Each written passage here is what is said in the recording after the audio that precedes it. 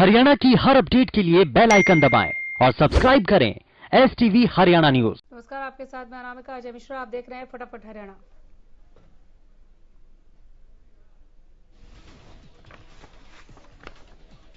प्रदेश में लगातार कोरोना के मामले बढ़ रहे हैं। बीते 24 घंटे में 1302 नए मामलों की पुष्टि की गई। वहीं गुरुग्राम में 287 नए मामले सामने आए। फरीदाबाद में भी 124 नए मामलों की पुष्टि हुई।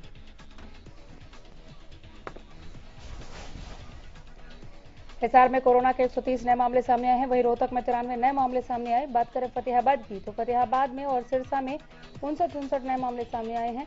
इसी के साथ प्रदेश में अब तक कोरोना से 1470 कोरोना संक्रमित मरीजों की मौत हो चुकी है।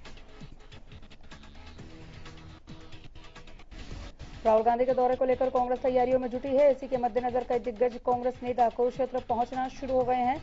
सूत्रों के मुताबिक कांग्रेस प्रभारी विवेक बंसल आज कुरुक्षेत्र पहुंच सकते हैं।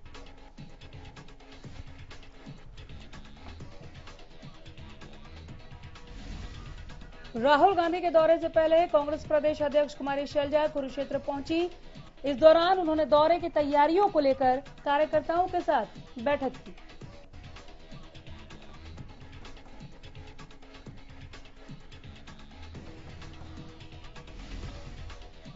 कांग्रेस पार्टी की प्रदेश अध्यक्ष कुमारी शैलजा ने कहा कि हरियाणा प्रदेश में राहुल गांधी 2 दिन रहेंगे और किसानों से भी मिलेंगे।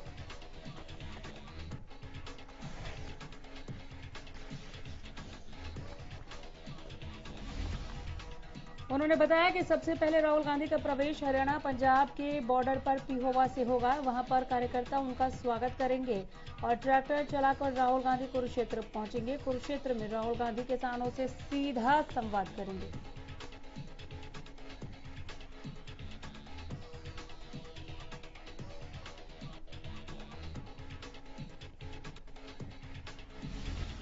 कांग्रेस नेता राहुल गांधी के दौरे को लेकर प्रदेश में सियासी हलचल तेज हो गई है। गुरुग्राम पहुंचे बीजेपी के प्रदेश अध्यक्ष ओपी धनखड़ ने राहुल गांधी के दौरे पर जमकर निशाना साधा। ओपी धनखड़ ने कहा कि राहुल गांधी के साथ वाड्रा को भी आना चाहिए और किसानों की हड़पी गई जमीनों को वापस दिलवाना चाहिए।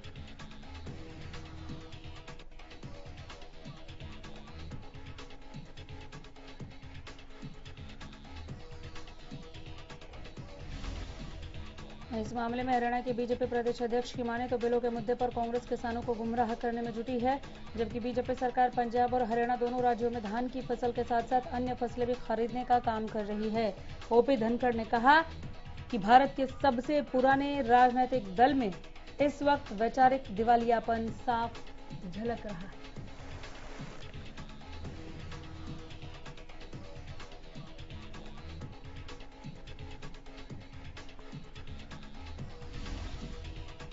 करनाल में प्रगतिशील किसान सम्मेलन में शिरकत करने पहुंचे प्रदेश के सीएम मनोहर लाल ने कहा है कि नए कृषि कानूनों से किसानों को बहुत फायदा होगा। सीएम ने कहा कि कृषि कानूनों से किसानों की आय दोगुना करने में मदद मिलेगी। उन्होंने कहा कि कृषि कानूनों में किसानों को खुली छूट दी गई है, जिसमें किसानों को मार्केटिंग से लेकर कहीं भी फसल बेचने की स्वतंत्रता है।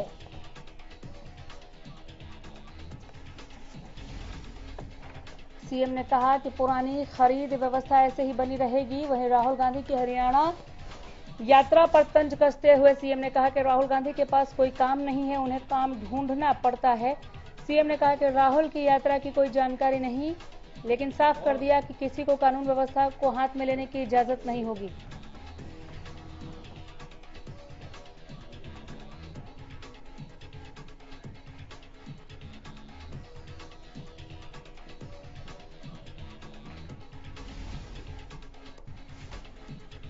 कुरुक्षेत्र की शाहबाद अनाज मंडी में सीवर का पानी किसानों के लिए इस कदर जी का जंजाल बन गया है कि उनके धान की फसल बर्बाद हो रही है।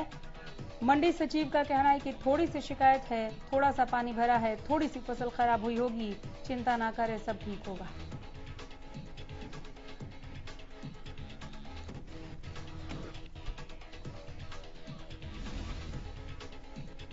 मंडी में फसल बेचने आए किसान रामकरण ने कहा कि उसकी धान की फसल भीग गई, कोई अधिकारी सुध नहीं ले रहा। किसान खजान सिंह ने भी कहा कि मंडी में सूखा माल लेकर आए थे, लेकिन सीवरेज के पानी ने सब खराब कर दिया।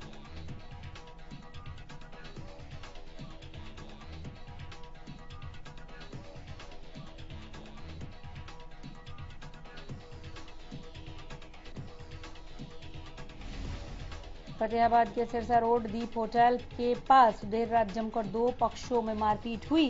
इस दौरान एक पक्ष ने दूसरे पक्ष पर ईंटों से हमला किया। पूरी घटना सीसीटीवी में कैद हो गई। आपसी कहासुनी के चलते दोनों पक्षों में मारपीट का मामला सामने आया। मौके पर पहुंची पुलिस ने मामला शांत कराया।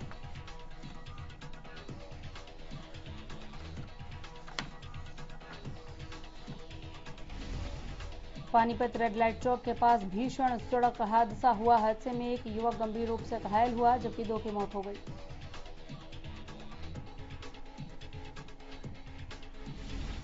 बता दें कि कार चालक ने बाइक सवार दो युवकों को जोरदार टक्कर मार दी, जिसके बाद बाइक सवार दोनों ही युवकों को मौके पर ही मौत हो गई उनकी। एक राहगीर इस हादसे की चपेट में आ गया, जो कि गंभीर रूप से घायल है। मौके पर मौजूद लोगों ने उसे अस्पताल पहुंचाया।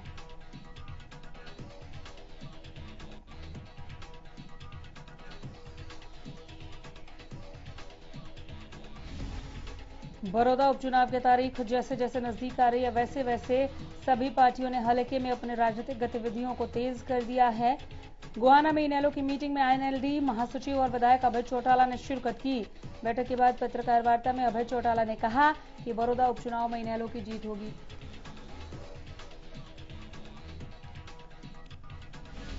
अभय चौटाला ने कांग्रेस और बीजेपी पर बड़ौदा हल्के की अनदेखी का आरोप लगाया। साथ ही हाथरस गैंगरेप मामले में भी उन्होंने यूपी सरकार पर जमकर प्रहार किया।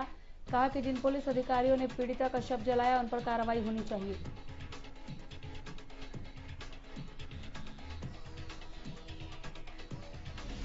कृषि बिलों के विरोध में सिरसा के जाट धर्मशाला में किसान संगठनों की एक मीटिंग का आयोजन किया गया, जिसमें किसान संगठनों से जुड़े प्रतिनिधियों ने हिस्सा लिया और आगामी किसान आंदोलन पर चर्चा की। किसानों का कहना है कि ये तीनों कृषि कानून किसान विरोधी हैं और जब तक सरकार इन्हें वापस नहीं लेती, तब तक उनका ये विरोध जारी रहेगा।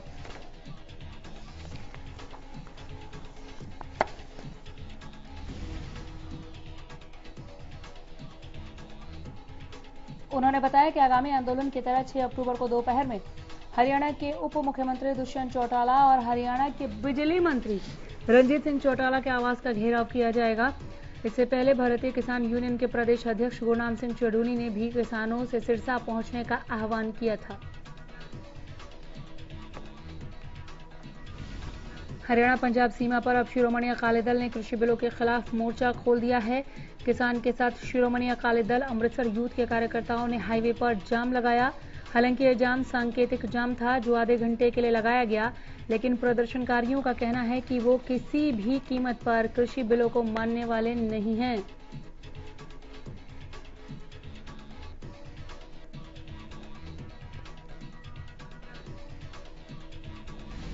कृषि कानूनों के खिलाफ विरोध कर रहे किसानों ने जहां एक बार फिर दिल्ली अमृतसर नेशनल हाईवे जाम कर दिया, वहीं दिल्ली अमृतसर रेलवे ट्रैक पर भी किसानों ने डेरा डाल दिया। किसानों ने रेलवे ट्रैक पर डेरा डालकर कृषि कानूनों का विरोध जताया। कहा कि जब तक कृषि कानून वापस नहीं होते, तब तक धरने प्रदर्शन जारी रहेंगे।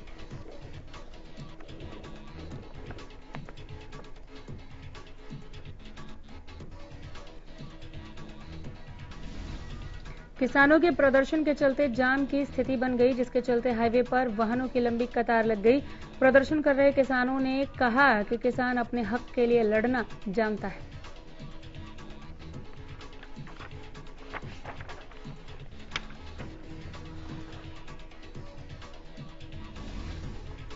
पलवल में एक पिता द्वारा बाप बेटी के रिश्ते को शर्मसार करने का मामला सामने आया है।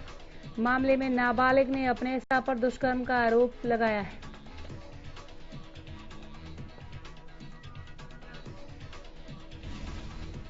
पीड़िता ने पुलिस में शिकायत कर कहा कि मां की मौत के बाद उसका बाप उसके साथ दुष्कर्म करता था और जान से मारने की धमकी भी देता था। फिलहाल पुलिस ने मामला दर्ज कर आरोपी पिता के खिलाफ जांच शुरू कर दी है।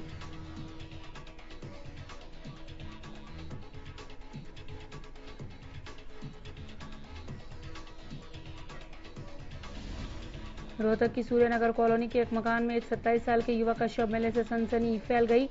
युवक की मौत का कारण अभी पता नहीं चला है। पहली नजर में देखने पर यह हत्या का मामला दिखाई देता है। उधर मृतक की पत्नी के बयान ने मामले को और उलझा दिया है। उनका कहना है कि मृतक डिप्रेशन में रहता था।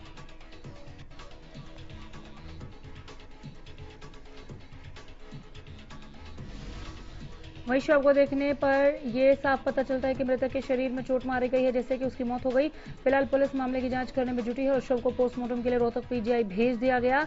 मृतक की पत्नी और सास के बयान पर आगे की कार्रवाई की जा रही है।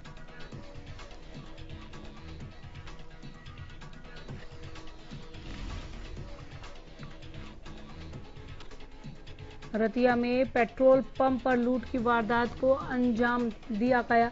बदमाश बाइक पर सवार होकर पेट्रोल पंप पर आते हैं। तेल डलवाने के बहाने वो पंप कर्मी के पास पहुंचते हैं। तभी बाइक पर पीछे बैठा बदमाश पंप कर्मी पर बंदूक तान देता है, उसे अपने साथ ऑफिस की तरफ ले जाता है। 45,000 की लूट को अंजाम दिया जाता है और फिर हवाई फायरिंग करते हुए बदमाश वहां से निकल जाते हैं। झज्जर के आकोपुर गांव में ऑल कार्गो नाम की कंपनी ने वेयर हाउस के लिए तकरीबन 100 एकड़ जमीन पर अपना अवैध कब्जा कर रखा था, जिसके चलते सालों से गांव के लोगों को दिक्कतों का सामना करना पड़ रहा था। मामले में ग्रामीणों ने कोर्ट में शिकायत की थी, जिसके बाद कोर्ट ने कंपनी को रास्ता खाली करने के आदेश दिए।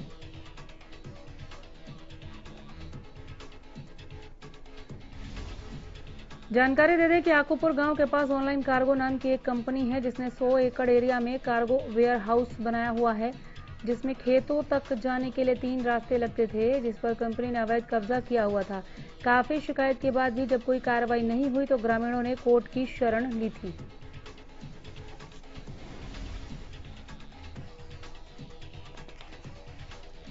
जिसके बाद 2 साल तक कोर्ट में लंबी लड़ाई चली।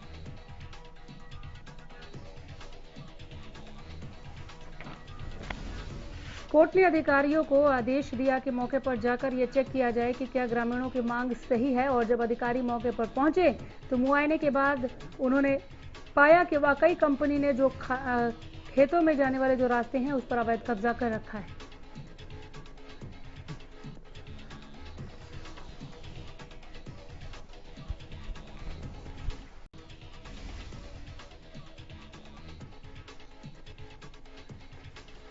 रेवाड़ी पुलिस आईपीएल में होने वाली सट्टेबाजी को लेकर पूरी तरह से सतर्क है। सट्टेबाजी को लेकर सुर्खियों में रहने वाले रेवाड़ी पर पुलिस की पैनी नजर।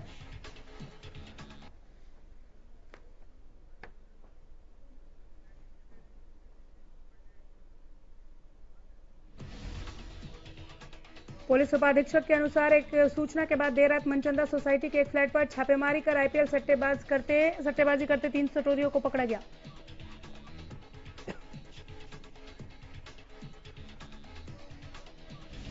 रेवाड़ी के मॉडल टाउन पुलिस को बड़ी सफलता हाथ लगी है। दरअसल पुलिस ने 116 पेटी अवैध शराब से भरी पिकअप को कब्जे में लिया।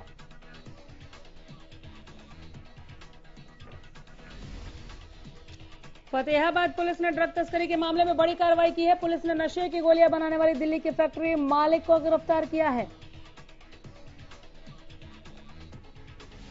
हरियाणा और पंजाब में भी कई बड़े नशा तस्करों को इस फैक्ट्री मालिक के द्वारा नशे की गोलियां सप्लाई की जाती थी। बीते दिनों 46,800 नशे की गोलियां बरामद हुई थी।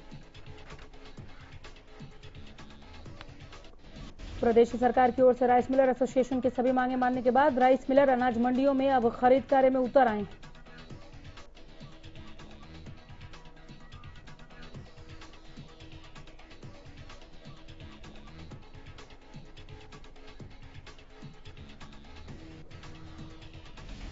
बता दें कि पिछले करीब 10 दिनों से राइस मिलर अपनी मांगों पर अड़े हुए थे। सरकार ने राइस मिलरों को सीएमआर का रेट 10 रुपए प्रति क्विंटल से बढ़ाकर 25 रुपए कर दिया है, जिसके बाद मिलरों ने अपनी हड़ताल वापस लेने का ऐलान किया है।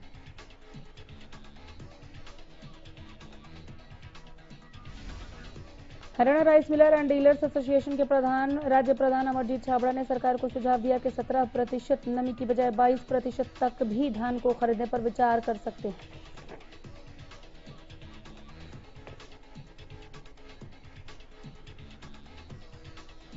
भले ही सरकार द्वारा किसानों की बाजरे की फसल 1 अक्टूबर से सरकारी रेट में खरीदे जाने का ऐलान कर दिया हो, लेकिन सरकार द्वारा किए गए ऐलान से जमीनी हकीकत सोना की अनाज मंडी अलग है।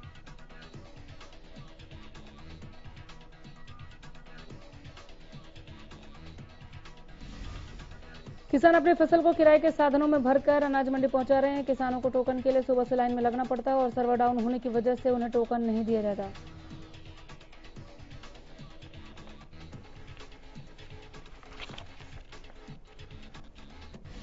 पंचकुला के मोनी दपाना गांव में हरियाणा न्यूज की खबर का असर हुआ, जहां पर बॉलीवुड एक्टर और कोरोना महामारी के वक्त लोगों के लिए मसीहा साबित हुए सोनू सूद ने बच्चों की ऑनलाइन पढ़ाई के लिए मोबाइल नेटवर्किंग की सौगात दी।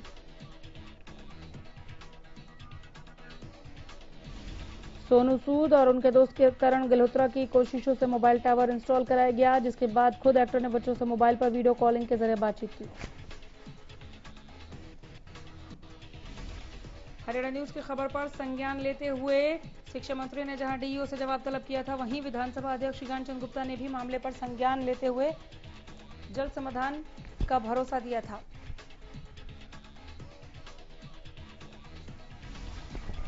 सरकार की ओर से मिला आश्वासन के बाद अंबाला में किसानों ने धरना खत्म कर दिया है। बता दें कि धान की खरीद न होने की वजह से नाराज किसान बीते 4 दिन से धरना दे रहे थे, लेकिन मामले को लेकर सरकार के साथ हुई बातचीत के दौरान सभी मांगों पर सहमति बनी, जिसके बाद धरना खत्म किया गया। बातचीत के दौरान कहा गया कि खरीद के दौरान 5 सदस्यीय टीम मंडी में मौजूद रहेगी और फसल के खरीद के दौरान होने वाली परेशानियों का समाधान निकालेगी। गौरतलब है कि धान की खरीद न होने की वजह से किसान अंबाला शहर नई अनाज मंडी के बाहर सड़क पर धरने पर बैठ गए थे।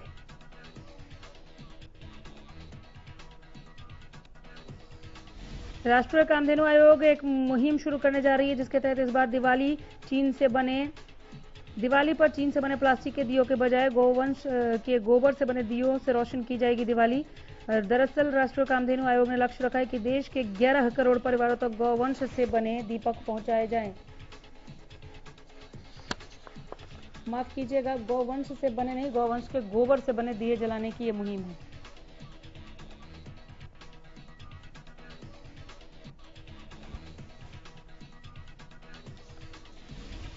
ये मुहिम इसलिए चलाई जाएगी ताकि दिवाली भी प्रदूषण रहित हो और दुश्मन देश चीन की अर्थव्यवस्था को भी चोट पहुंचाई जा सके। हरियाणा गौ सेवा आयोग के वाइस चेयरमैन विद्यासागर ने यह जानकारी दी। इस मुहिम की शुरुआत 9 अक्टूबर को दिल्ली में केंद्रीय मंत्री गिरिराज किशोर और राष्ट्रीय कामधेनु आयोग के अध्यक्ष वल्लभ भाई कथुरिया द्वारा की जाएगी।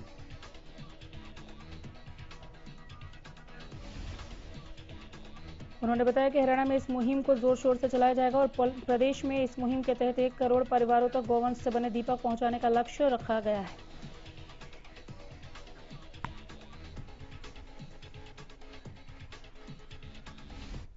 फिलहाल यहीं रुकेंगे। नमस्कार।